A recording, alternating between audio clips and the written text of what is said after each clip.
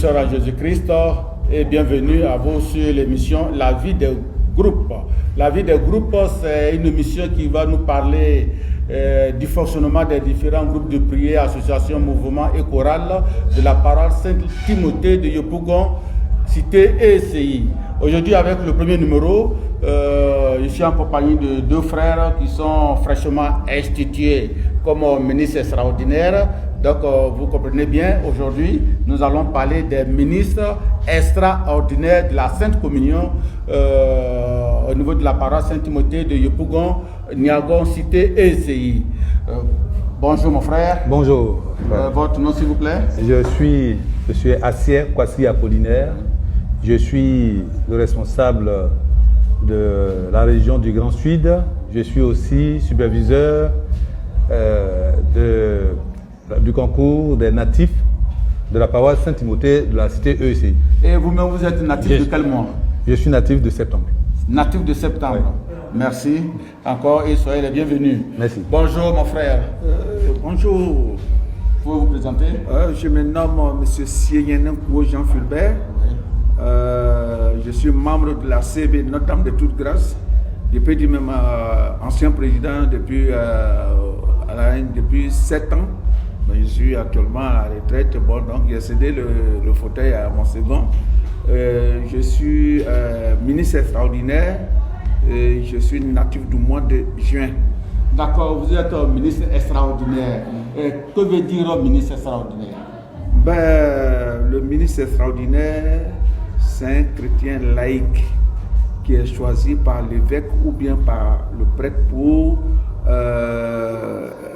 pour la distribution de la Sainte Communion. Et pour être ministre extraordinaire, quels sont les critères? D'abord, il faut être un homme exemplaire. Quand je dis exemplaire, il ne faut pas être par exemple quelqu'un qui a les défauts, qui peut même choquer dans le choix d'être ministre extraordinaire. Moi, je peux postuler pour dire que je vais être ministre extraordinaire. Mais si dans mon quartier, on constate par exemple que je suis bagarreur, voleur ou bien quelqu'un qui n'est pas exemplaire, c'est même pas possible. Et puis donc, il faut être exemplaire, il faut donner un exemple de vie. Un exemple de vie. Voilà. Alors nous allons revenir à M.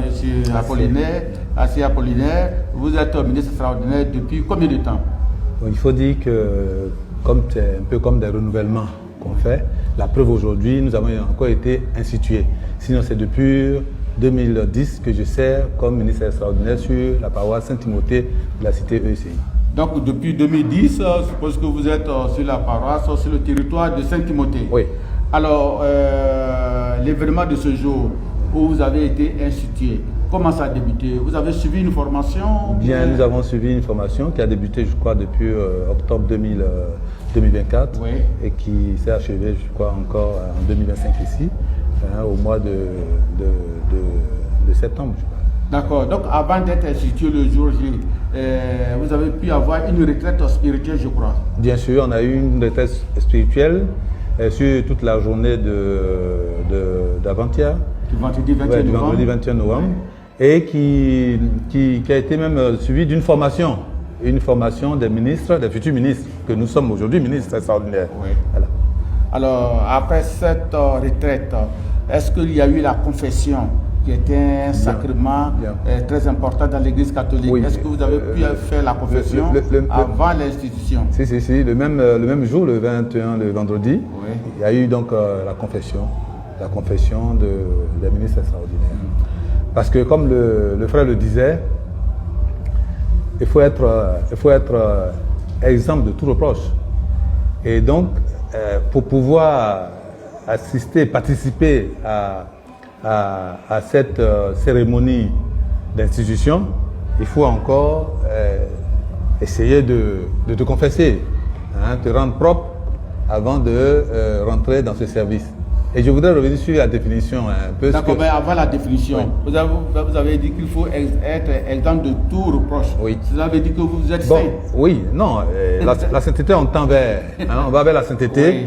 Mais comme il a dit, il faut être mari d'une seule femme. Voilà, il faut être mari d'une seule femme. Il ne faut pas aussi être, je dirais, alcoolique. Il ne faut pas boire, il ne faut pas être voilà, celui qu'on ramasse. Il ne faut pas boire de l'alcool, voilà, de la sucrerie. Mais peut-être s'il faut être... non. Il ne faut pas boire l'alcool à te saouler. Hein? Ce n'est pas celui qu'on doit ramasser à tout point de vue. Il traîne dans tous les rues. Dans les caniveaux? Voilà, dans les caniveaux, dans toutes les rues. Et puis bon, il ne faut pas aussi, comme on le dit, faut pas être bagarreur dans le quartier. C'est toi qui fais toujours valable dans ta maison. D'accord. Oui. Et vous voulez revenir sur la définition? Oui, et il a bien défini, mais je voudrais donc c'est seulement un élément ajouté. Parler de ministre, c'est un service. Le ministère même, c'est un service. Voilà. Donc, nous sommes au service de l'Église, au service de la Sainte Communion. Et extraordinaire parce qu'il y a les ministres ordinaires. Ouais. Voilà. Il faut faire la part des choses. Bien sûr. Et il y a les ministres ordinaires qui sont les évêques, les prêtres et les diacres. Ouais. Voilà. Et c'est en aide de tous ces ministres que nous sommes faits ministres extraordinaires. Voilà. Extraordinaire parce que nous aussi, nous avons, c'est à cas de besoin qu'on choisit parmi les laïcs des personnes dignes de foi de servir à la Sainte Communion. Voilà. Et notre service aussi est limité sur notre territoire paroissial. Voilà. Nous ne pouvons pas nous lever de Saint-Timothée pour dire que nous sommes ministres extraordinaires, donc nous pouvons servir à la cathédrale par exemple, ou bien à Saint-Pierre. D'accord, je reviens sur la retraite. Est-ce que la retraite a été bien perçue par le formateur? Oui, moi je pense que tous ceux qui devaient être étaient présents. Et donc, ça a été vraiment une très bonne formation, une très bonne retraite. Voilà. D'accord, une très bonne retraite. Oui. Bon, donc revenons au jour J, c'est-à-dire aujourd'hui. Oui. Aujourd'hui, 34e dimanche du temps ordinaire de l'année liturgique. Oui. Et nous fêtons la fête du Christ roi de l'univers. C'est ça. Et au cours de cette fête, il y a aussi la rentrée pastorale, la grande rentrée pastorale 2025-2026 de la paroisse Saint-Timothée de Yopougon, cité ESI. Oui. Alors, au cours de cette célébration, quel moment fort vous avez vécu? Bien, ce moment fort, c'est le geste que le premier responsable de la paroisse a posé.